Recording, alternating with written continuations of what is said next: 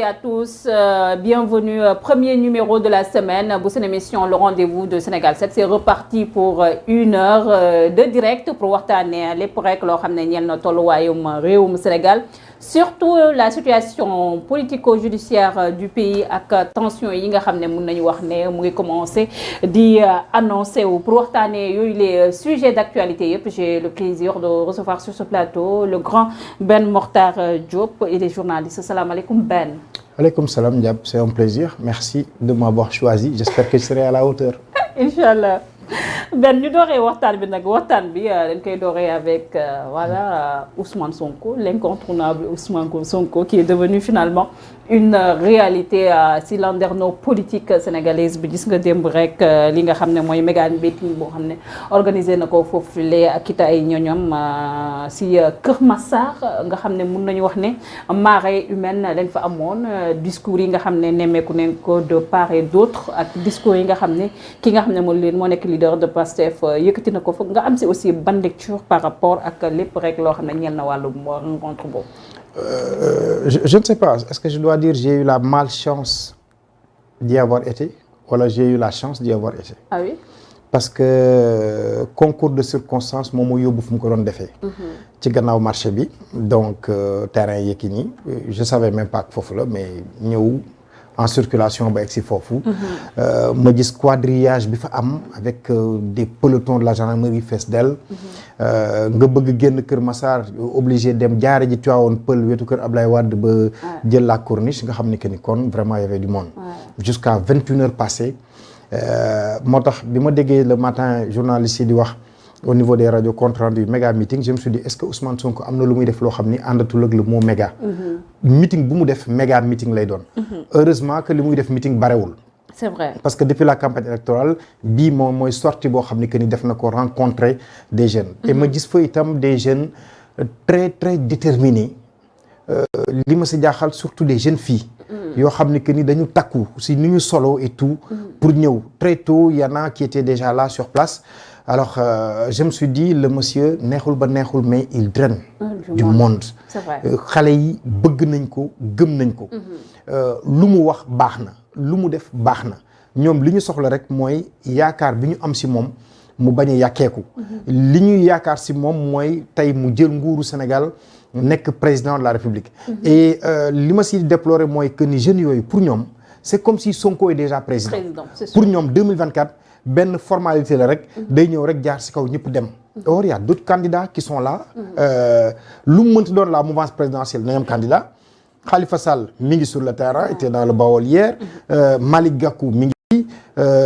Ansoumana Dione nee na il est candidat Bougane nee na il est candidat. ak entre autres Karim Wade est-ce que le PDS kat day indi Karim wala déet mais ñooñu ñëpp il faut que Ousmane nangu ni que ni ñooñu ce sont des candidats ce sont des adversaires dañuy compétir et que la vérité des urnes moom moo war a taxaw wala ñoo war a dëggal seen bopp. non ñooñu ñi ngi dëggal seen bopp mais il faut que Ousmane bañ leen banaliser. il faut que mu nangu ni que ni adversaire bi da nga koy jox gëddaam bu mu mët sëkk. mais bu fekkente ne dafa jàpp ni 2024 ñafal la. c'est déjà 2024 damay ñëw jël ko te dem 2024 bu fekkente ni que ni neex na leen yéen waa Pastef l'homo pastefensis comme le dit Cheikh Yérim Seck lu mu mënti doon ñun bu ñu neexee Macky Sall du fi 2024 du ko fekk du terminer mandat am là ça devient un problème. dafa war nangu ni mi ngi dem compétition il va à la quête du suffrage des Sénégalais. chaque Sénégalais sa carte est d'égale dignité ak bosu keneen ki bu nanguwulee loolu jàpp ni que ni il est déjà président il risque de se réveiller groggy au lendemain de l'élection présidentielle 2024. bu ñu ko analyser aussi discours bi démb benn si fond beeg forme bi surtout bu ñu déggee Ousmane Sonko voilà discours va-t-en-guerre bi nga xam ne mën nañu wax ne yëkkati na ko démb parce que déjà dama koy paraphraser il disait que j'ai déjà fait mon testament et je suis prêt à faire face à Macky sur tous les fronts. xam nga déjà boo xoolee solin bi. yére bi mu sol daf lay won ni kii dafa pare ñëwul en costume cravate ñëwul sol yére wolof comme am na benn discours bu mu fi def ak yooyu sol mbaxane bonnet carré et tout non cette fois il est venu en tenue de combat il s'adressait à une jeunesse qui l'attendait qui avait cette soif d'entendre et de voir Ousmane Sonko. Alors côté boobu mise en scène bi ça a été très très bien. Maintenant le contenu man moom laay di wax bi mu dajee suñu naataangoo France 24 yi def interview am da ngay gis ni que ni mi ngi changé mi ngi bëgg dugg dans cet habit de présidentiable. Diplomatie. Mais il faut quand même que muy respecter aussi Macky Sall. Il faut que muy respecter le camp d'en face. bu mu ko def à l'ivoirienne Gbagbo y a rien en face si tu es garçon viens non bu ko dugalee foofu moom ak Macky Sall day nekk benn guerre d'ego te nag Macky Sall sous ses airs de fauve doux wane ni que ni bu heure xeex jotee daf koy xeexal boppam. te dama ragal fi ñu toll nii ñoom ñaar mu nekk problème boobu. parce que boo demee ba nii. frontal. Voilà mais c'est plus que frontal c'est que ñoom ñaar leen dese rek mooy ñu jàkkaarloo xeex. loolu rek moom moo leen dese. il a réussi à imposer cette dualité là à Macky Sall ba nga xam ni que ni tey. dafa mel ne Ousmane Sonko rek moo nekk ci langue politique yi moom ak Macky Sall. Jusqu'à preuve du contraire Macky Sall n'a pas encore dit qu'il est candidat à l'élection présidentielle. mais nag mi ngi préparé ay troubam. moom Sonko mi ngi préparé ay troubam. mais gis nga dañu toll situation boo xam ni que ni toute la communauté internationale a peur pour le Sénégal. ñëpp dañu jàpp ni que ni Sénégal dafay dem ci goutte le Sénégal va tomber basculer. ñëpp loolu la ñu yaakaar. déjà situation bi nga xam ne Macky Sall sous région bi Sénégal rek moo fi des. Macky Sall n'a pas le droit de laisser le Sénégal basculer. Il n'a pas ce droit-là. lu mu mën def pour que le Sénégal reste debout moom la ñu jox tey suñu devenir pour moom mu régler problème boobu. quel que soit le Sénégalais boo xam ni que nii dafa bëgg daaneel Sénégal bëgg ko basculer loo Macky Sall a le devoir de te faire face ku mu mënti doon nag Ousmane ak Mademba ak Mapaté ñëpp. Ousmane Sonko a le devoir mais de se battre pour que son projet se réalise mais qu'il le fasse pas dans la violence xam nga léegi lu ñu ko nar a wax moom lay jiitu. dafa ne waaw bu ñu taxaw fi naan leen da ngeen bëgg fitna. da ngeen bëgg xeex xaw ma naa donc li ñuy wax il en tient vraiment compte. jël élément de langage yooyu di ko utiliser maintenant contre ses propres détracteurs mais il peut aller à la quête des suffrages xam nga. En 2007 Abdoulaye Wade bi mu bëggee ñu réélire que Pape et Cheikh dañ ko wooyal wooyu ëllëg Sénégal waaw première chanson bi c'était quoi góor gaa ngi rëbbi ëllëg suba teel Sénégal dina neex mais Abdoulaye Wade a dit chanson bi baaxul dindi leen ko parce que góor gaa ngi rëbbi les Sénégalais ne sont pas des gibiers moi je ne suis pas un chasseur Ousmane dafa war a nekk moom tamit ci loolu comprendre ni que ni il doit séduire les Sénégalais par un projet. Hier, je l'ai écouté, mais je me suis dit, qu'est-ce que je dois retenir à part ce côté frontal du discours, à part ce côté viril, pas violent, mais viril du discours. Pare naa bind naa sama testament mën naa jàkkaarloo ak yow bu ma neexee doo fi toog ba 2024 mais keneen ku ko fi waxoon fii tey ñu jëli la. C'est vrai. li mu wax Macky Sall bu man est-ce que pare ngeen 2 fois la poser question bi. ñu ne ko waaw mu ne bu leen neexee mu neex ñu Macky Sall du terminer mandat mais ça tu le dis tey opposant bu ko fi waxoon ñu dem jël la sa kër mais pourquoi est-ce que Ousmane peut se permettre tous les discours qu'il veut va-t-en guerre et duñ ko jëli. peut-être le camp d'en face dañoo ragal kii di Ousmane Sonko aussi il faut le dire. mais pourquoi avoir peur de Ousmane Sonko. Il a toute une jeunesse derrière lui aussi. On a vu les événements de mars dernier. mais quitte à refaire mais quitte à le refaire ces événements de mars 2021 bu amaatee Sénégal ñi amee sécurité wu Sénégal yépp la ñu war a dàq. Ces événements de 2021 dootul amaat. mais avec discours Ousmane Sonko bi nga xam ne discours va-t-en-guerre bi nga xam ne. seetlu neen ko avec guérilla beeg yooyu noonu ak cette jeunesse bi nga xam ne mun nañu wax ne delloon ko xaar deuxième vague bi nga xam ne à chaque fois moom Ousmane Sonko doloon ko wax di koy titiyee nii. est-ce que finalement procès bi nga xam ne ñu ngi koy wax ne war na am si diggante ak moom ak Adji Sarr il a été catégorique ne voilà du ñu dem vers cette deuxième vague. Deuxième vague mën na mais buy am itam du dem comme la première fois la gendarmerie nationale. mais est-ce que gendarmerie nationale mun na contenir. parce que est-ce que nekkul aussi di jéem a minimiser aucune armée au monde ne peut contenir un peuple bu soulever wu. aucune armée au monde mais est-ce que on a en face un peuple boo xam ni que ni pare na pour loolu. Moi c'est la question que je pose. On dirait qu'ils sont prêts à défendre le projet parce mais wóor na ma ni lu ñu pare le camp d'en face est aussi prêt. Quand j'ai lu le communiqué de la gendarmerie qui dit que le 28 janvier les contingents 2020 2021 2022 dañ leen convoqué caserne Samba Diéry Diallo pour rengager waat ñi bëgg ça veut dire que la gendarmerie va massifier ses troupes. Ça veut dire quoi? L'État se prépare parce que état bi xam na ni Ousmane Sonko du leen may dara ñoom tamit fas yéene wuñ ñu ko may absolument rien foofu le problème bi nekk. Maintenant bu ñu xasee ba toll foofu yaa ngi tudd léegi le procès mais Ousmane Sonko est qui pour ne pas aller répondre à la justice. parce que jàpp na carrément. Abdoulaye Wade c'est un procès politique.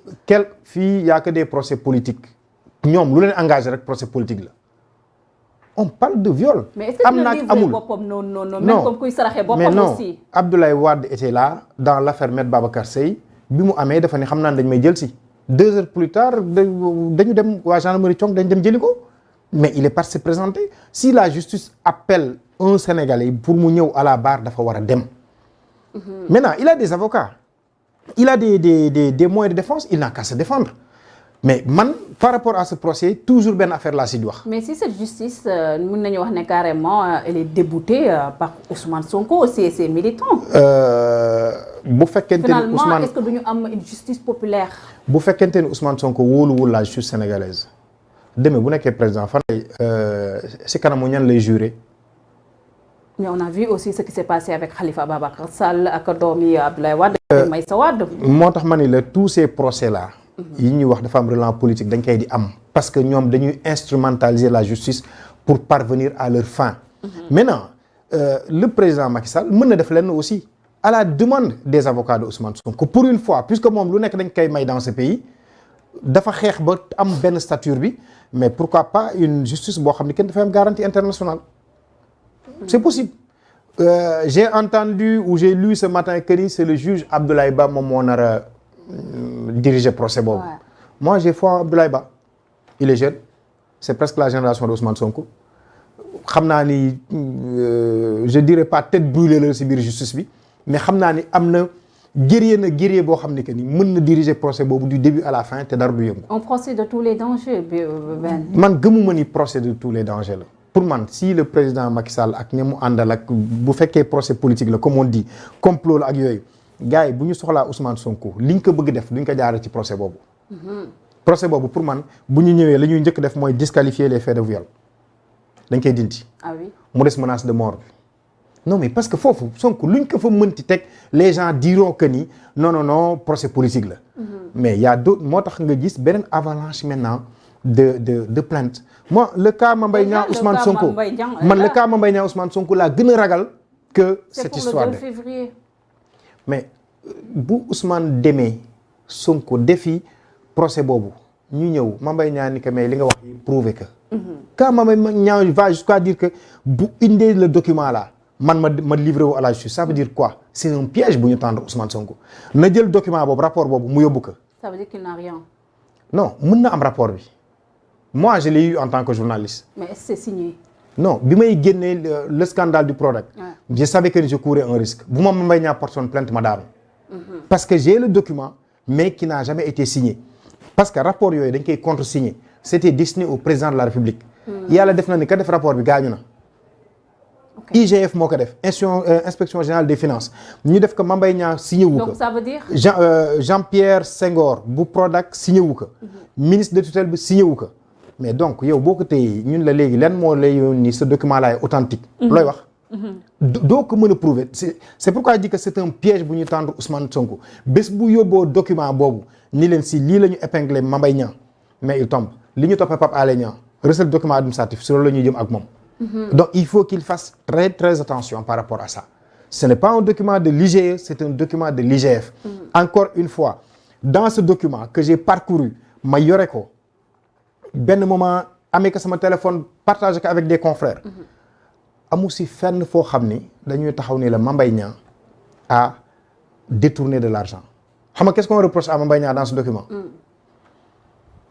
bi ñu signé contrat bi ak Green 2000 muy les Israéliens ñooñu dañu waroon jël contrat bi dem enregistrer que au niveau des impôts 29 milliards la TTC ñu ñëw CFA Itato xam na les trois nga ñëw ñun la demal nga enregistrer sa contrat boo ko enregistré ba pare si ngay dellu si ñëw ñu génne la yow léegi sa acompte sa lañuy dooree fay mais israéliens yi ñëw taxaw ni gars yi mais ñun amuñu lu ñu fayee fu ñu toll ni Mambay vu que c'était procédure d'urgence yàkkamti woon na que dak yi génn mu ni Jean-Pierre Senghor bind ko ni que mais il faut accélérer l'affaire là parce que le président a besoin de résultats fi ñu toll nii courrier boobu mu envoyé Jean-Pierre Senghor. mais est-ce légal. mais justement c'était pas légal loolu mu def c'était pas légal bi mu ko envoyé Jean-Pierre nekk son ministre de tutelle Jean-Pierre moom tamit defal leen décaissé leen benn affaire gars yi jël seen xaalis jël seen chèque dem si xaalis boobu la ñu dem enregistré ji fay les droits d'enregistrement. C'est ça qu'on reproche à Mame Mbaye Niang dans l'histoire mais amul dans le document fenn foo xam ni que ni inspecteur bi def travail ba mu jeex taxaw na benn yoon ni le ministre Mame Mbaye Niang kat am na 1 franc boo xam ni luubal na ko beneen affaire boo xam ni que ni reproché nañ ko dans ce document là. parce que du ñuy bëgg di ko lire ñun journalistes yi. mooy suñu consoeur Maïmouna Ndour Faye. ñu ni daf si gagné benn marché de gré à gré de 63 millions de francs. ñu laaj ko mu ni lii ak lii laa leen defal. ñu ni que non loolu amoo si woon droit. da nga war a rembourser affaire bi. loolu la ñu bind ci document bi. ci biir mbir bi ki bind les auditeurs ñu ni Maïmouna Ndour Faye Mame Mbaye Niang moo ko boole ak waa Prodac. loolu man ñaari grief yooyu laa gis yoo xam ni. apporter nañ ko reproché nañ ko Mame Mbaye Niang dans le document raison pour laquelle je me suis dit bon ñëpp dañ naan Mbaye Prodac mais ku si deful attention Mame Mbaye bu la yóbboo justice tu tombes waaw parce que ce document là léegi pour nga gis que c'est extrêmement compliqué dinañ la laaj authentifier le document dinañ la fan la Mame Mbaye laale 29 milliards et cetera donc moi damay di wax ni Ousmane Sonko toll na foo xam ni ci réew mi am na fi dayoo boo xam ni dafa war di wax de moins en moins et heure buy wax mu wóor que li muy wax du début à la fin tout est verrouillé bu defulee loolu il n'est pas à l'abri de plus d'une avalanche de plaintes parce que fu ko état bi mën a jaar pour daaneel ko dinañ ko def xam nga Ndiab dafa am lenn lu am ba am l'opposition sénégalaise tey dafa am lenn lu mu bëgg ci Macky Sall. muy lan. Ce n'est pas que Macky Sall parte. Il y a un service que le président Macky Sall doit rendre à l'opposition te mu nekk voowu opposition bi l'opposition voudrait que Macky Sall rendre leen benn service bu rëy en éliminant Ousmane Sonko de la course à la présidentielle. Ah oui. mu des ñoom rek seen biir nag. parce que da nga jàpp ne carrément ennemi Ousmane Sonko ñoom ñu ngi ci biir opposition c'est pas le président Macky Sall. Ce ne sont pas ses ennemis. Ah oui. ñoom dañu jàpp ni le président Macky Sall warul nekk candidat mais loolu sax c'est moins grave pour ñoom. parce que y a cette aversion là sénégalais yi bëgguñu Macky Sall ñoom loolu lañ jàpp. Macky bu demee itam day daanu ñoom loolu lañ jàpp mais que booy bi. bu demee day ñëw coiffé leen au poteau parce que dafa def irruption sur la scène politique ñëw doublé leen ñoom ñëpp ñëw taxaw ci kanam nekk chef de l'opposition ils se disent que bu bokkee ci élection bi on est foutu. sa victoire et notre défaite mën nañu wax ne Ousmane Sonko ay talibé la exactement moo tax gars ñi dañu bëgg duñu ko wax Macky Sall nag mais dañuy toog di seetaan di ànd ak Sonko di dóorandoog moom di waxtaan ak moom mais li ñu bëgg mooy Macky Sall xëy benn jour seet benn prox ndol Ousmane Sonko ne peut pas être candidat il a été condamné à 1 an de prison wala 6 mois avec sursis donc mënul nekk ñoom loolu la ñu bëgg loolu ñoom bu leen ko Macky Sall defalee dinañu mayee sabar ni ko alhamdulilah léegi nag nañ des ñun ak yow mais bu booy bi bokkee ci élection bi xam nañ ni ñi ci ëpp ils vont à la retraite définitivement. C'est sûr waaw c'est sûr. donc côté boobu nag est-ce que Macky Sall dina leen rendre service boobu xam naa ni lu mu si mën dina ko def. c'est vrai mais rencontre bi mën nañu wax ne dafay préparer li nga xam ne moo nekk lancement officiel moo nga xam ne bu ñuy jàpp le samedi 28 janvier 2023 de l'opération Wër Ndombo pour enrôler li nga xam ne moo nekk 2 millions de primo-votants pour 2024 mais ak sa foule bi nga xam ne gisoon nañ ko keroog aussi est-ce que nekkul ne mënuñu wax ne la cause est déjà acquise. Non, il ne faut pas aussi que ñu bëgg jël Sénégal yemale ko fii ça quand même il faut que ñu wax ko. Ah mais. non xam nga man damay xam nga Ousmane a été très très bon. il a su faire du marketing politique. segmenté électorat bi. gis ni que ni les jeunes dañu essentiel ci vote bi. c'est vrai. gis ni ñi am de 18 à 35 ans ñooñu mooy essentielu population bi. mais 18-25 ans ñoo ci ëpp. c'est vrai. moom ñooñu lay waxal. Ablaye Wade dañ ko ragaloon moo tax femmes yi daawuñu ko woon votel mais Ousmane a commencé à avoir des femmes qui l'accompagnent. c'est vrai. Ousmane a commencé à se staffer. léegi autour de lui il y a des gens. J'étais bien d'accord que moi ça m'a rassuré gis Habib Sy. ancien ministre d'État. gis Khalifa Sall gis Déthié Fall gis Barthélémy. mais ça va se fissurer. pour moi tout indique que Déthié Fall sera candidat. tout indique que Khalifa Sall sera candidat. Habib Sy va rester avec lui. Ndeye Fatou Blondin va rester avec lui. Cheikh Tidiane Dièye va rester avec lui. Guy Marius Sagna va rester avec lui. mais ñi si des lan la ñuy def kan moo si waxtaan ak Macky Sall ak kan moo si waxtaanul ak Macky Sall. parce que njab am na si ñuy waxtaan ak Macky Sall. am na si ñoo xam ni. loolu moom dëgg la moom. waxtaan nañu ak waa ji. ba pare di xaar waaw suba si table bi guddi bi ñu ngi pale. mais Sonko doful aussi. moo tax mu jóge ci Yewwi Askan Wi reprendre Pastefam en main di defi nemmeeku tour. maintenant le problème mooy les poches yi Sonko di bàyyi. si tu as les Parcelles Assainies.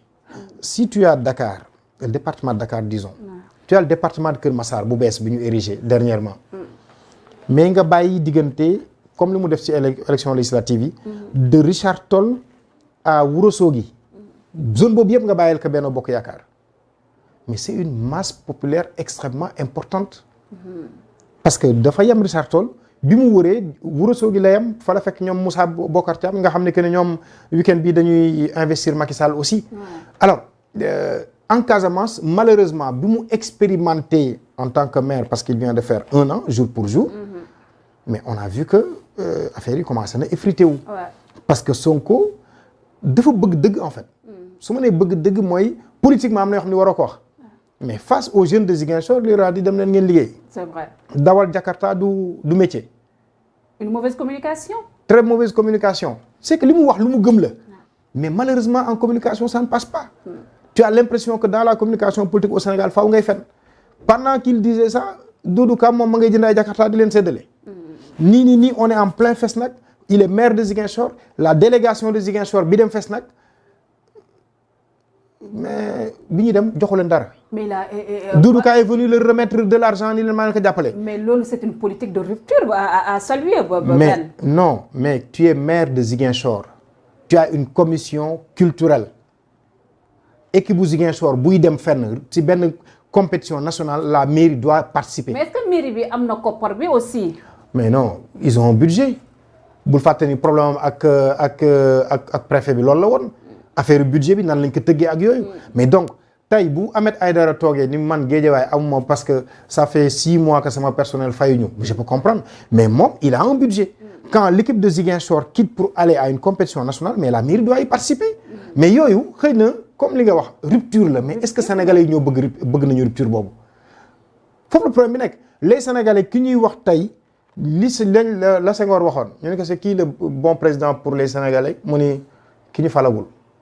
mais parce que boo ñëwee bëgg indi rupture boobu ñoom du ñu d'accord ak yow sur rupture bi dañuy bëgg nga continuer di leen entretenir di def clientélisme politique. tout en appauvrissant le pays benn peut-être loolu moo tax projet Ousmane Sonko bi nga xam ne jeunesse sénégalaise bi nga xam ne elles ont du mal à trouver un travail décent moo tax ñu supporter bi les projets aussi.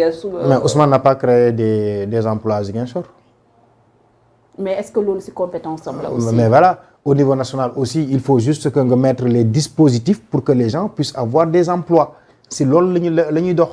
on ne peut pas dire que ni Macky Sall n'a pas quand même mis les dispositifs pour ça pour que les gens puissent avoir des emplois xam nga Ndiab parfois aussi il faut qu'on dise la vérité aux Sénégalais. moi j'ai peur que Ousmane bu excès au pouvoir que ñenn ñi déchanter li ma koy souhaiter mooy le meilleur. parce que jàmbaar la il est parti de rien dafa génn UGB. il a eu son bac à Thiès mu dem UGB jàng normal bi muy dugg ENAM il est rentré là-bas comme major.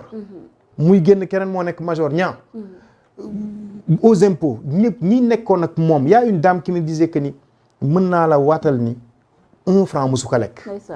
ba ñu dàq impôt créer syndicat ñu dàq ko. yàlla sénégalais yi taxawu ko mu ñëw nekk député bu mu jógee foofu mu dem nekk maire kon sénégalais yi ñu ngi koy won seen cofeel si moom et que ak li ko dal yëpp li Thione Seck di wax li ko dal yëpp man bu doon man la ma buddi bàyyi dem ni lii jaru ko mais il résiste ce qui fait que sur les 2 dernières années mais Ousmane Sonko qu'est-ce qu'il n'a pas vécu au Sénégal mais maintenant nag benn moment aussi il faut que c'est l'homme politique le plus acculé dafay à part Mamadou Dia.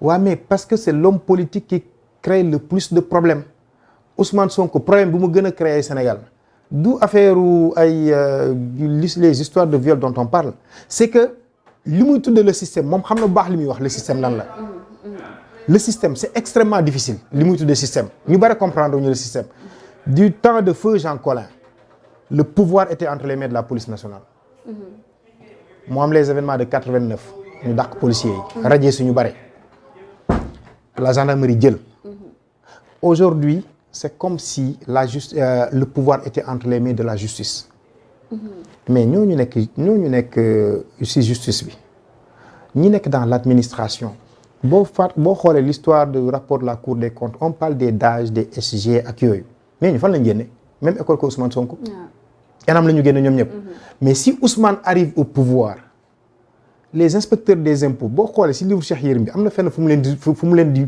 xoos noonu mais si Ousmane arrive au pouvoir la justice perd le pouvoir même l'administration territoriale préfet yooyu ils perdent le pouvoir les inspecteurs des impôts seen clan boobu ñoom ñooy jël donc il y a une guéguerre boo xam ni que ni sénégalais yi duñ si def attention et ça c'est interne ñi nekk nag dans l'administration bëgguñu Ousmane yéeg moo tax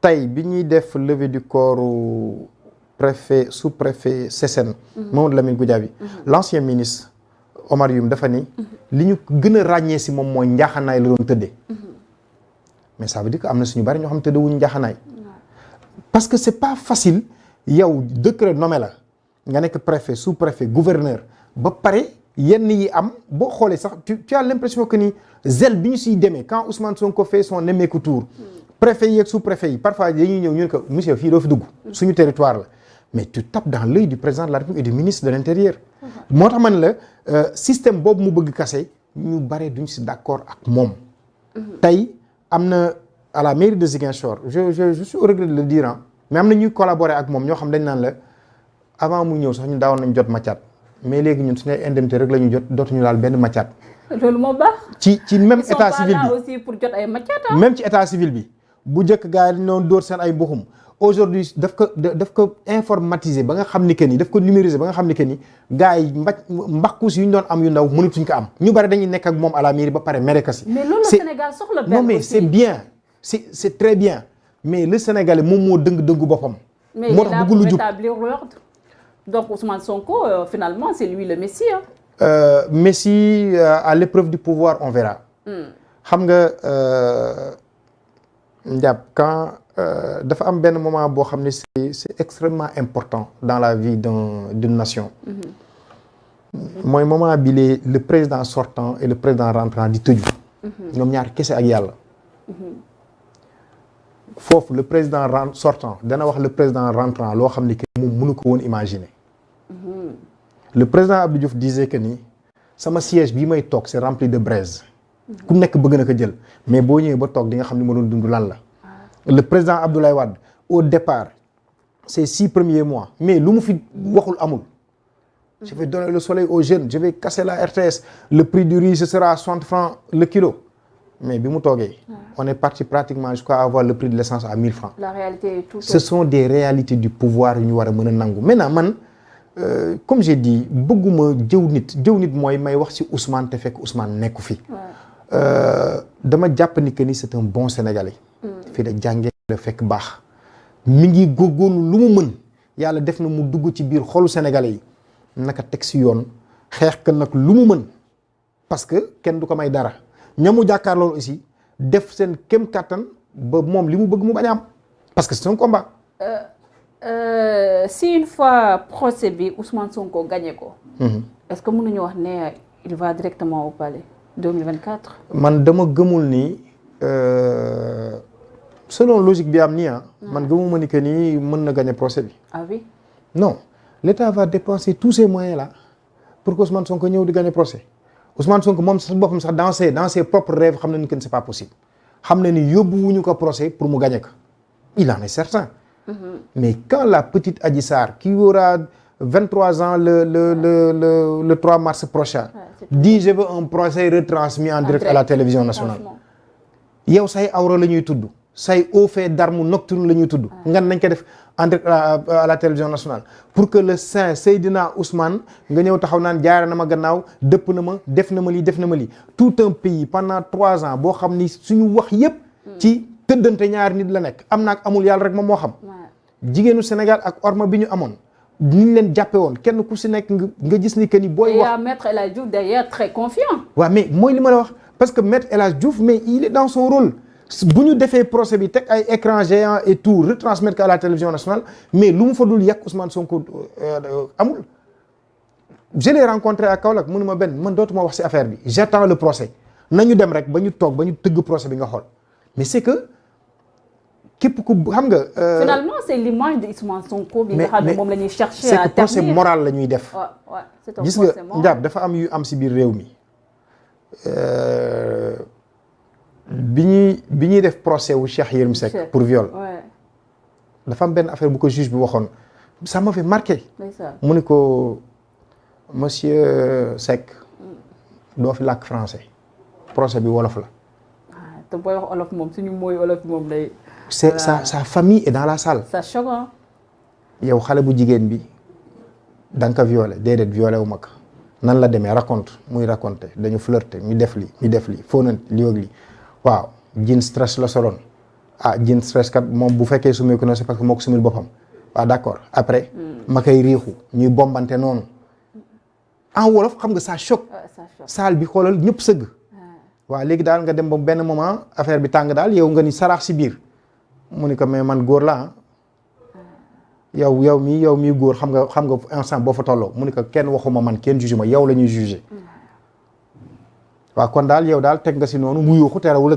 nga continuer xam nga dafa nekk loo xam ne day yàq nit en fait donc man am na ñu naan nañ ko def procès à huis clos pourquoi pas parce que nag itam Sonko doomu jàmbur la te kilifa la aussi doomu jàmbur la tey mu neex ñu mu naqadi ñu il fait partie sinon en termes de notoriété bu ñu doon def marketing politique en termes de notoriété c'est le Sénégalais le plus connu à l'instant où nous sommes fu ñu tudd xamee Sadio Mané xam nañ fa Ousmane Sonko tey les Sénégalais les plus connus Sadio Mané lay doon Ousmane Sonko Macky Sall si landerneau politique bi tey boo génnee président Macky Sall moom mooy ki ñu gën a xam même les enfants chantonnent son nom mais donc am na loo xam ni que ni il a des droits il a des devoirs maintenant c'est dommage c'est ce que je regrette le plus si c'était à refaire xëy na du woon dem foofu problème bi yëpp loolu la waaw am na fenn foo xam ne boo lenn loo xam ne boo koy viser yenn yi tu dois te les épargner mais bu fekkente ni nag yàlla am ndogal boobu am na mais bu ñu référé woon rek si médecin bi le docteur Alfousseyni ce gynécologue finalement est-ce que mën nañu wax ne l'affaire di leen ko yóbbu aussi si procès Ndiab man du ma médecin Ndiab parce que waa ji nee na viol moom viol ak pénétration du benn de mais le dossier c'est un dossier de viol waaw c'est un dossier de viol mais c'est intéressant ce que le médecin dit xam nga ñun journalistes yi nañ nangu rek ñun ñëpp war nañu mën a jàpp parce que yooyu c'est des documents confidentiels de la gendarmerie ñun ñu am ko c'est normal suñu liggéey la mais ci li mu wax dafa ni que kii kat moom sàkkara duggul ci awraam ci li ma gis bu fekkee loolu amul mooy ni foofu conjonction sexuelle amu fa pénétration amu fa moom loolu la wax maintenant tentative de viol am na aussi tëj nañ fi nit a ngi tëdd ci kaso bi actuellement pour tentative de viol donc au moins loolu mu wax dafa arrangé kii di Ousmane Sonko te même bu ñu woon sax xale bii kat bu jigéen bii Adji Raby Sarr mii gis naa ci même ci moom ci sperme ça veut dire que def na tey jii ci guddi rapport sexuel mais ça veut pas dire que ni violé nañ ko kooku dafa bokk ci faisceau yi wane ni mbir am na mais Adji Sarr mën na wax ni que ni waa ji summi na ma forcé na ma jël na sàkkaram bi teg ma ko mais jotul egg si man mais bu ñu demee ba ki nga xam ni moom mooy accusé muy Adji Sarr taxaw na ni man kat dama ëmb toog ba mu yàgg yab ñu ñun journaliste yi yab bu ni man musuma leen wax dañu ëmb mooy ni journaliste yi ñoom ñooy fenkat yi mais loolu itam justice daf si war tenir compte moo tax ma ni gis nga lu jëm ci Adji Sarr ak Ousmane Sonko bépp sénégalais bu taxaw ni Ousmane tëdde na ko Ousmane sàkku na ko Ousmane raay na ko Ousmane fóon na ko képp ku ko fi wax da nga ñeme sa borom en tout cas ñun ñëpp ñoo si war a maandu ñoom ñaar ñoo xam si biir néeg boobu lan lañ fa sekk lan la ñu def lan la ñu deful loolu yàlla rek moo xam maintenant nag justice moom am na si ay yu muy sukkandiku pour mën a wax ndax am na wala amul moo tax procès war a mën a am mais nañ jàpp ni Ousmane Sonko est présumé innocent jusqu'à la preuve du contraire. mais Ben dossier bi ak voilà retombées yu mun a indil fii Sénégal tey est-ce que jotul aussi kii di président Ousmane Sonko ak kii di Macky Sall wala sax toutes les forces vive de la nation ñu dem si dialogue parce que 2024 ça s'annonce vraiment catastrophique pour le pays. Dialogue mënoon na am bu fekkoon am nañu ay régulateurs sociaux yu dox loolu. mais les marabouts ils sont là. waaw les marabouts mais Ousmane Sonko itam li mu wax dëgg la dañ leen woowoon ni leen sëriñ bi kat sëriñ ba nekk fee ca Poroxaan moo leen woon leen sëñ Muntaxa moo ma yónni si yéen lii wag lii wag lii. ñoom ñu dellu ginnaaw boobu ba léegi sans suite moo tax may di toog naan est-ce que dialogue bi ce n'est plus possible maintenant. Ils sont à 13 mois d'une élection présidentielle kenn ku si nekk loo am di nga ko joxe. pour mën a soit conserver le pouvoir soit conquérir le pouvoir si loolu lañ toll. mais man tey Ousmane Sonko bu demee dialogue ak Macky Sall Ousmane Sonko toog ak Macky Sall sax moom il perd des points. tout sauf loolu ñi ko mën a dox nag mooy soit le xalif les xalif généraux là daje convoqué leen fenn jéem a waxtaan ak ñoom. te xam naa ni Ousmane bu ko xalif yi woowoon woo président Macky Sall te buñ ko yemale si ñoom ñaar rek nañu woo les autres têtes de gondole de la classe politique ñu ñëw toog ñoom ñu def ko benn genre team building retrouver wu quelque part benn dimanche toog xalif yi waxtaan ak ñoom Sénégal moo leen war a gënal seen bopp mais bu fekkee loolu amul. Je suis désolé mais les jeunes de Sonko sont tellement décidés. Déterminés surtout. Déterminés booy wër biir réew mi ngay xam ni que ni ñii. li mu leen jaral non seen bakkan lañ si teg. Et le troisième mandat wala sax troisième candidature du président de la République Macky Sall si toutefois le président Macky Sall waxoon carrément que du nekk li nga xam ne mooy candidat est-ce que du indi li nga xam ne mooy décrispation. décrispation non xam nga qui arrive si langue politique bi. xam nga Ndiab dama naan dama for loolu ci livre Cheikh Yérim. mu ne en août 2020. le président Macky Sall a discrètement man dama noonu bu doon man damay wax subrepticement damay dindi discrètement. demander au conseil constitutionnel est-ce que mën naa nekk candidat en 2024. ñooñu toon ko ni ko waaw Cheikh Yérim moo wax loolu.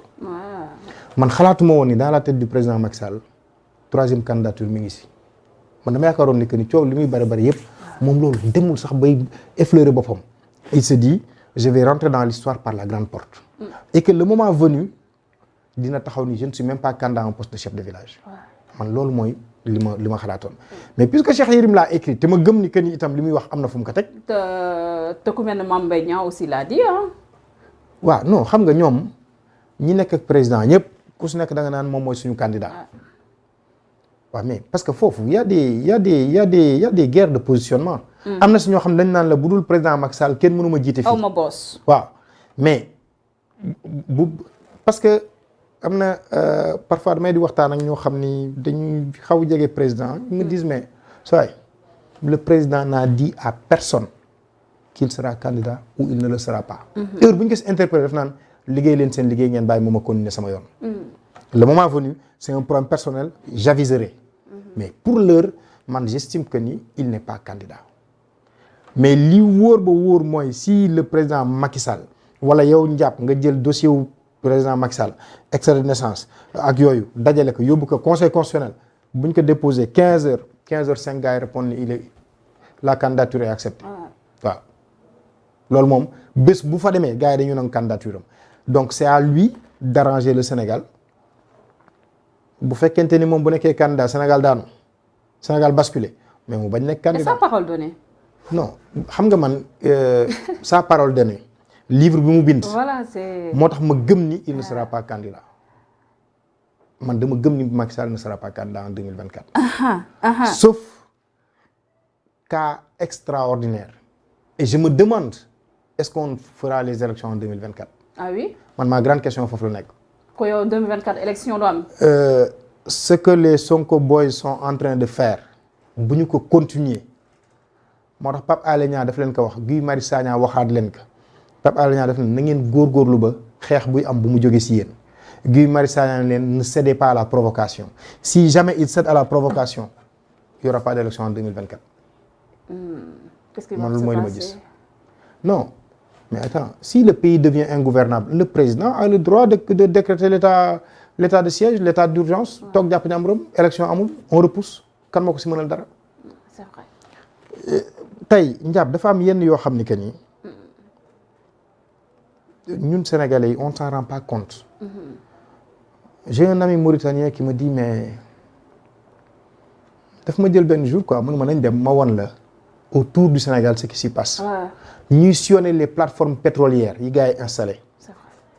c'est des milliers de milliards yu gars yi installé. man ma waa mais ñun du côté mauritanien on a réglé nos problèmes. ñoom dañu ñëw ba Ndiago à la frontière sénégalaise créer fa benn port. jël fa seen bateau yi patrouiller teg ka fa. di def nag des patrouilles conjointes ak la marine sénégalaise. mënuma léegi plateforme yi ñu teg nii vous les Sénégalais vous allez mettre tout ça entre les mains de qui. il vous faut un homme mature à la présidence j'ai dit mais tous les candidats chez nous sont matures mais non il y en a qui ne sont pas des hommes d'État. il faisait allusion à qui. je sais pas. je présume que Ousmane la ñu bëgg wax. mais dama la bëgg wax que ni tey war nañu def am na foo xam ne bu ñu fay toll les gens feront tout pour que l'élection ne se tienne pas à date échue man loolu ragal naa ko trop. donc enjeu bi même exploitation pétrole bi gaz bi aussi. c'est dañ koy tenir en compte. non loolu c'est déterminant. pour le futur président du c'est pays. déterminant parce que dootul ñun rek. ok. En Mauritanie l'arrestation de Aziz tout ça c'est pour que le monsieur ne revienne pas au pouvoir. Et pourtant ku mu wóolu la bàyyi woon pouvoir bi mais chez nous qu'est-ce qui va se passer. est-ce que le président Macky Sall am na kenn ku ànd ak moom koo xam ne que ni yéene na ko ndonom. gisuma ko. moo tax même quand Cheikh Yérim dit Amadou Ba a tout ce qu'il faut les lignes qu'il faut je me dis est-ce qu'il n'a pas grillé la carte Amadou Ba. les gens disent que Cheikh Yérim prépare Amadou Ba surtout par rapport à Cheikh Yérim ak livre bi révélation sur Macky Sall voilà balaa ñuy ñëw aussi sur Sonko ak contentieux judiciaire bi nga xam ne mu ngi annoncé si diggante ñaar ñooñu ban jàngat nga siy def. que selon vous qu'est-ce qui a poussé Yérim mu bàyyi voilà à moins d'un an des élections mu génne bi les livres. Qui a fait beaucoup de bruit. Ouais, qui a fait beaucoup de bruit mais quand tu prends le temps de lire quand même. Pour moi Cheikh peut faire mieux.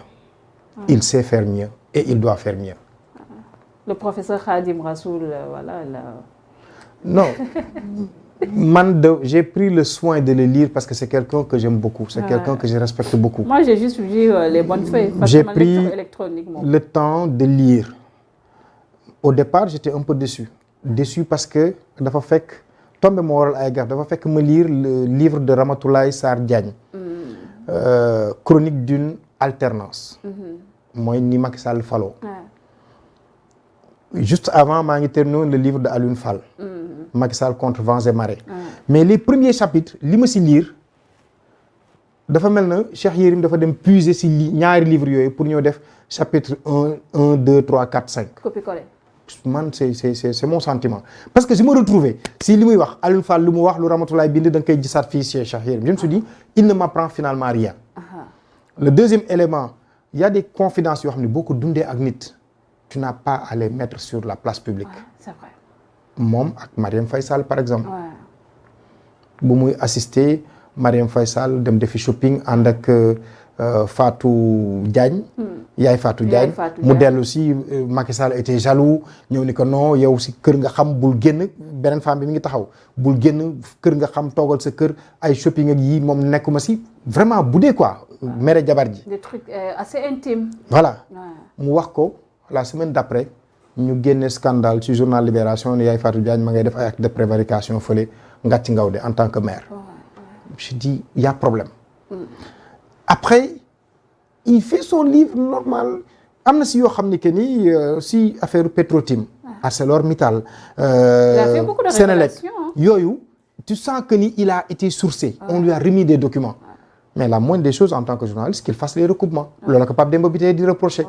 si affaire pétrole bi 77 milliards yi Sénégal war a fay fi ñu toll nii ci ñi ñuy jënde charbon beeg pétrole bi xam nga les cargaisons de fuel mais yooyu Pape Demba Bitèye dit que ni il a eu des documents mais il n'est pas allé à la source pour contrebalancer équilibrer li nga xam ne que ni liggéeyu journaliste am loolu la ko laaj. Il a été paresseux. Je sais pas et pourtant il dit qu'il a fait plus qu'un travail de journaliste loolu moom loolu bind na ko. mais nga jóge ci loolu il dit que le président Macky Sall a créé un nouveau type de Sénégalais l'homme pastefensis. Manque de culture politique. Légèreté en tout l'injure à la bouche lu mu leen yàqul amul. je dis mais est-ce que ça en valait la peine. moom ak Ousmane Sonko ils ont fait l'UGB. Ousmane rakam la Cheikh moom ak Ousmane mais ils sont rencontrés à l'UGB. Sanar 1 Sanar 2 Sanar 3 Sanar 4 Sanar 5 ñooñu c'est que c'est le groupe doré de c'est la crue dorée de l'UGB. si nga am ay procureur Ousmane Diagne. si nga am Tamsir Jupiter. si moom si la bokk. Ousmane Sonko si la bokk. Mame Boye Diao. le professeur Mounirou Sy. Dame Mbodj ñooñu la quoi. ñoom xam nga Amadou Jean-Jacques Diop du Crédit Mutuel ñooñu ils ont fait comment il s'appelle encore Alexis Babou Diédhiou Alassane Thiaw donc docteur Abdourahmane Diouf. mais même bu fekkoon dafa fekk moom dafa xamal Ousmane lu bon pour man moom waru ko woon génne. parce que bu ngeen bokkee benn école dafa am lu leen di lié. man ñi ma bokkal Prytanée militaire bu ñu ñëwoon fekk ma may violé nit duñ ko wax. dinañ ma woo si rek yedd Ousmane a eu raison de porter plainte. mais si Ousmane ne traduit pas Cheikh Yérim en justice c'est basique quoi on dira que ni mu wax dëgg la. or journalistes yi fi nekkoon à l'époque xam nañ ni que ni wax jooju amul teguwul si yoon. en tout cas xam nañ ni que ni teguwul si yoon. donc qu'est-ce qui fait courir Cheikh Yérim qu'est-ce qu'il cherche. moi je n'irai pas jusqu'à dire qu'il était en service commandé. je vais pas le dire parce que li mu naan nañ ma nangul présomption d'intelligence moom moo ko bind. finalement est-ce que moom son problème nekkul na il se croit plus intelligent que tous les Sénégalais. ce monsieur Seck. pas plus intelligent que tous les Sénégalais. mais Cheikh à un moment donné. yaakaar naa ni bokk na si ñi nga xam ni irruption wu Sonko sur la scène politique daf leen déranger. daf ko yàqal daal. waaw ma gëm ni aussi. il y a des problèmes personnels. gis nga surtout cérémonie dédicace livre Ousmane Sonko. xam nga foofu Ousmane Sonko defal na ko honneur woo ko si journaliste yi mu jël. yi mu tànn pour ñëw poser question.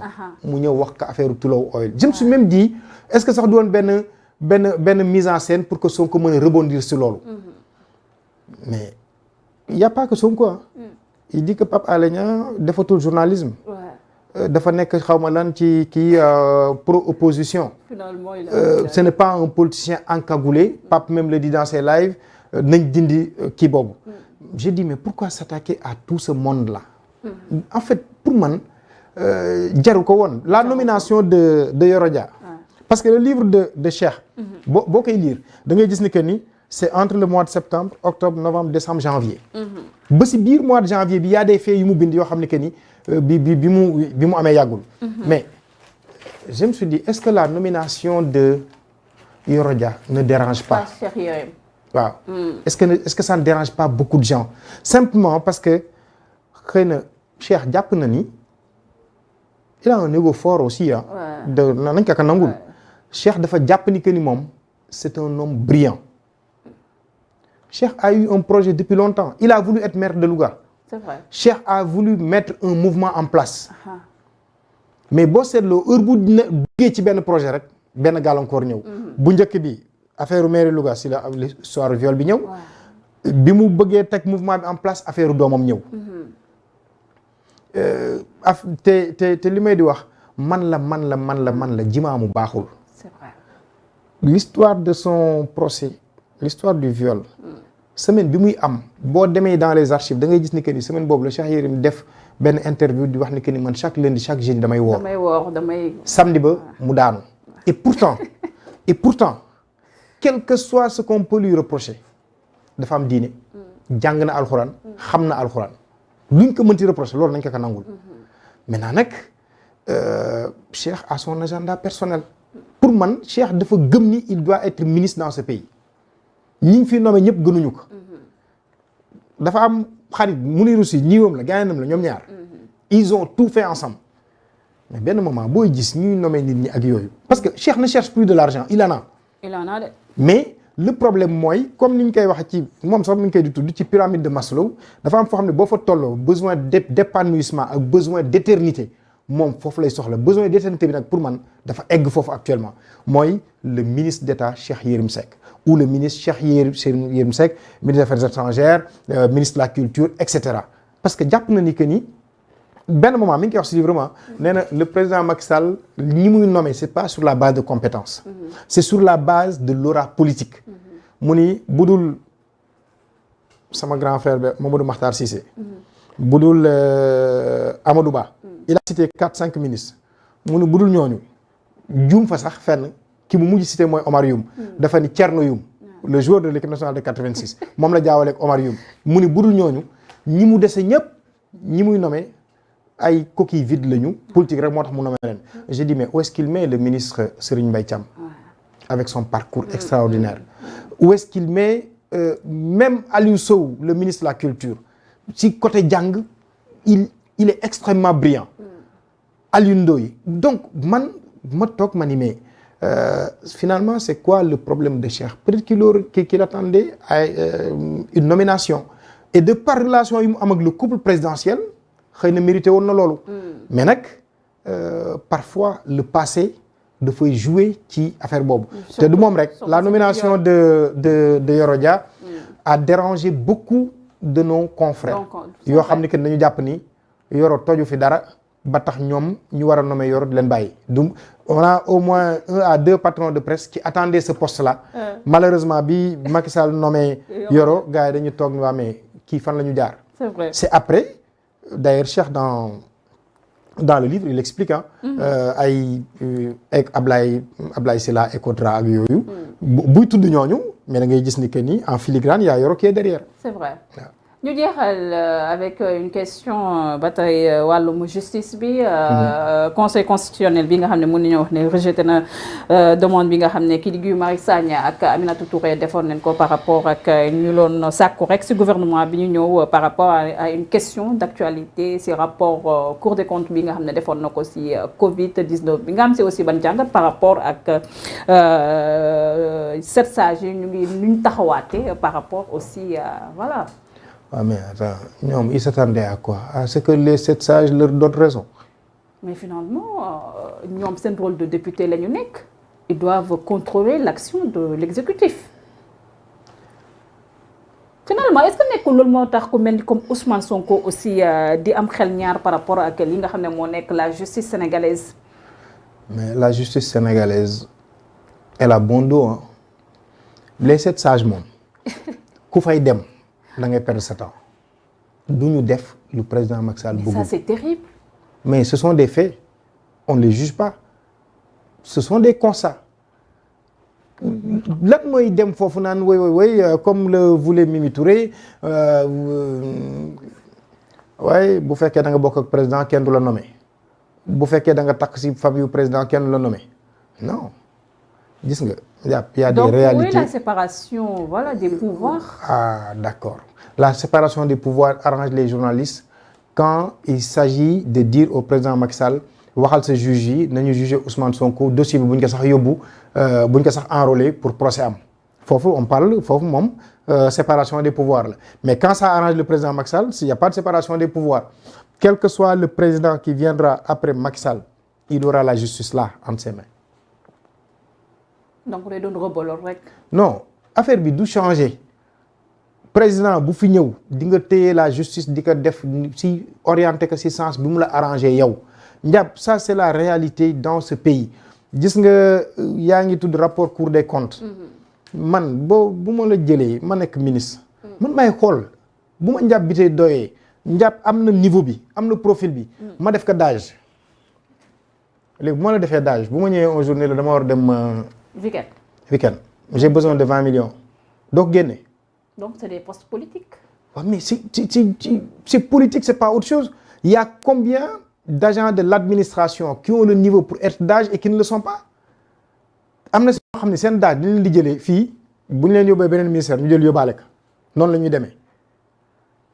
parfois nga xool kenn koo xam ne yéen a bokk terroir. cette forte politisation ak corruption bi nga xam ne nemmeeku nañ ko. xoolal dans le livre de Cheikh Yérim là où Cheikh Yérim dit que Marième Faye Mansour Faye dafa ñëw ci président Macky Sall ni ko dama bëgg nga génne ma gouvernement bi mooy remaniement bu mujj bi ni ko vraiment bàyyi ma dem noppal ko ji ma arrangé la léegi jëlal Cheikh Issa Sall bu Mbour nga def ko ministre à ma place mais parce que ñoom ñaar nii la entre Mansour ak Issa Cheikh Yérim li mu ñuy jéem a woon foofu mooy ni que ni bu Issa nekkoon ministre à la place de Mansour day maquiller lépp lu bon lu mu fa def du moom mooy ñëw naan di sulli ay mbóot parce que ñoom ñaar nii lañ def mu ni mais c'est Marième Faye Sall qui a dit Mansour demul fenn il reste dans le gouvernement Omar yu mu jógee fële ni président non man dooma yóbbu à l'Assemblée nationale di jël sama adversaire direct di ko def ministre bu dee loolu la dew ma assemblée mais est-ce que loolu dañu nekk ci ay affaire de compétence on est dans la politique affaire d'état ça mais justement moo tax ma ni am na si yoo xam ni jarul sax di ko génne mais boo koy génnee ça permet aux Sénégalais de mieux comprendre fan la ñu toll actuellement si gestion wu réew mi tey boo fi nommé nit xam nga. donc la dynastie Faye Sall finalement c'est une réalité Ben. waaw mais attends. donc déjà. mais attends. sort bi nga xam ne toutes les familles Diouf Sarr am na ko si mort yi bébé yi finalement tey jii est-ce que kii wartoon subir même sort yi parce que en moins d'une semaine 21 morts 43 morts. du subir le même sort parce que du ñu benn. Kii c'est le frère de la première dame. Et c'est pas le beau-frère du président. Mansour Faye n'est pas le beau-frère du président. Mansour Faye il est le bon frère du président. Qu'est-ce que ça veut dire? li ko Macky Sall jaral xëy na jaralu ko Aliou Sall. Ah oui. Tout ce qu'il endure, tout ce qu'il essuie comme flèche yu ñuy décoché jëmale ko si moom Macky Sall jaral ko moom la ko jaral. waaw Macky Sall tam xam ni que ni tey s'il doit mourir Mansour day ànd ak moom mais on gouverne avec ses hommes. beau frère am la jabaram la bokkal mais won na ko lu tax mu wóolu ko wóolu boo xam ni mën na bàyyi ñëpp ba mu des moom. Même s'il est incompétent. Est-ce qu'il est incompétent? Je ne saurais le dire. Qui juge de la compétence ou pas de Mansour Faye? C'est le président de la République. moom mi ko jëlee délégation fële. action sociale waaw action sociale indi ko def comme ministre reconduiraat ko encore. affaire u Covid am mu ni ko Mansour téyel ma mais nit da ngay dégg bay ngay may ki la neex dénk ki nga wóolu. man du lu ma Mansour Faye defal comme j'ai l'habitude de dire je suis de Saint-Louis il est de Saint-Louis mais c'est le seul ministre que je n'ai pas rencontré. Ah oui. Non c'est bizarre. En tant que Saint-Louisien. En tant que Saint-Louisien c'est le seul ministre que je n'ai pas rencontré ba tey suba rek moo si mujj j'étais avec 2 ministres on discutait ak yooyu mais Mansour extrêmement difficile donc parfois quand tu en parles on a l'impression que non tous les journalistes ont des amis ministres. Ah déedéet bu ñu dugal. Tous les journalistes rencontrent les ministres. bu ñu dugal. Il est plus facile à un journaliste sénégalais de rencontrer un ministre qu'à un sénégalais lambda de rencontrer un ministre nañu waxante dëgg rek waaw. boo doo ni ma sa téléphone di nga ko jël ba mu jeex doo fa fekk numéro 5 ministres au moins. mënu nekk loolu c'est pour émission yi benn. waaw mais justement. mais yow da nga am ay xarit ministre. non du ma ko weddi ni am na ay xarit ministre parce que nag sénégalais la parce que nag parfois nga toog bi ma dégg keroog sama njóobeen kaa ñëw bi demu demee sàkkal jox koy enveloppe ñu ni ko waxal mu ni non ñii taluñu affaire xaalis lii ndàmpaay la rek vraiment ce serait gauche ma siy wax. Mais moi, je me suis permis de prendre mon téléphone, je lui ai envoyé un message, j'ai dit, mais monsieur le ministre, li nga def, c'est humble, c'est bien, c'est humain. Nit nii lay doxale. Après, la vie continue. Je ne suis pas son conseiller ni rien. bu ma toogee gis beneen ministre def loo xam ni que ni pour man jaarul yoon mais dinaa la ni la may démb moom da nga daanu. Quand je vois Abdoulaye Seydou Sow faire quelque chose lu mu mënti def mu baax mu bon dinaa ne que Ablaye lii mooy sama xalaat si. yow daal ministre yi sa xarit la. non parce que daf si am ñoo xam ni da ngeen seq si àdduna. avant ñoom ñuy nekk ministre. c'est vrai il faut noter ça aussi. loolu tey buñ la gisee duñ la jàppee journaliste dañ lay jàppee nit koo xam ni que ni parce que bi dara dul woon dara vous étiez ensemble vous vous fréquentiez am na si ñoo xam ni ce sont des grands frères yenn saa yi ñu def lu jaaral yoon nga ne ko ah tey kat vraiment ni nga waxee baaxul wala li nga soloon pour dem fii baaxul je l'ai une fois fait ak Abdoulaye Diouf Sarr veille tabaski mu sol basin dem di visiter ay xar période Covid j'ai dit mais monsieur le ministre yow tamit dem visiter ay xar loo si sol basin et puis basin bu marron sa pokkataan ñi ñàkk ak yooyu da ngay dem nga sol sa lakkos bu rafet nga dem d'accord jeune frère merci beaucoup la vie continue donc loolu suñu liggéey journaliste xëy na bokk na si privilège yi ñu si di am mën di côtoyer ñooñu c'est autant nag léegi ñii di wax ak ministre am nag ñoo xam ñoo toog ak président de la République di reer ak ñoom ñoom c'est aussi ça man de franchement reer ak Macky Sall yow bu ma xoolee ñoom Madiambal ñi toll foofu di reer ak Macky Sall di waxtaan ak moom comme il l'a dit ouvertement et c'était bien je vois le président quand je le veux matin midi soir je dis mais alhamdoulilah rabbil alamin kenn ku si nekk ak sa tolluwaay et c'est pas mauvais il ne faut pas qu'on soit dans ce misérabilisme journalistique njàpp defuñu métier bi pour être des pauvres dañu def métier bi pour servir suñu réew di joxe information yu baax bu la si yàlla booleel nag ay nit yu baax nga ànd ak ñoom laajoo leen dara ëmbuñu sa sankal joxuñu la xaalis nëbbaluñ la dara àdduna ngeen di seq et puis la vie continue kooku je crois que ni insulte amu si. Merci beaucoup grand Ben waxtaan bi neexoon na ça a été un plaisir de vous recevoir sur ce plateau. da ngay tooñ rek njàpp da ngay tooñ rek mais nag man de démb de dem naa si meeting Ousmane Sonko bi mais bi ma rombee gis ñu bind Assome Diatta si mur yi foofu ay Tivaouane Peulh ak yooyu bon j'ai eu un peu mal au cœur parce que c'est une dame que j'adore sama xarit la sama nit la une semaine avant ñu koy wàccee on était encore ensemble bi ñu ko wàccee je lui ai dit mais ne te repose rien, tu es une grande dame tu as bien travaillé, la vie continue parce que itam nit seqal ak moom àdduna rafetalal c'est vrai njàpp mu neex ñu mu naqadi ñu bés dina ñëw danañ ñu tëral nit ñi jullee ñu. c'est vrai kon nañ def tuur ak ba mu nekk lu rafet. c'est vrai merci beaucoup Ben. c'est moi. Ça a été un plaisir. Merci beaucoup. Merci aux internautes yi nga xam ne ñoo doon topp di ñu suivre suñu ay différentes plateformes yi émission bi jeex na j'étais avec le grand Ben Mokhtar Diop journaliste. ñu leen waxtaan bu am solo par rapport à la situation politique du pays. On se donne rendez-vous demain inchallah beneen invité beneen waxtaan bi ñu fi nar a ubbi. D'ici là prenez soin de vous et restez en compagnie de nos programmes. Merci.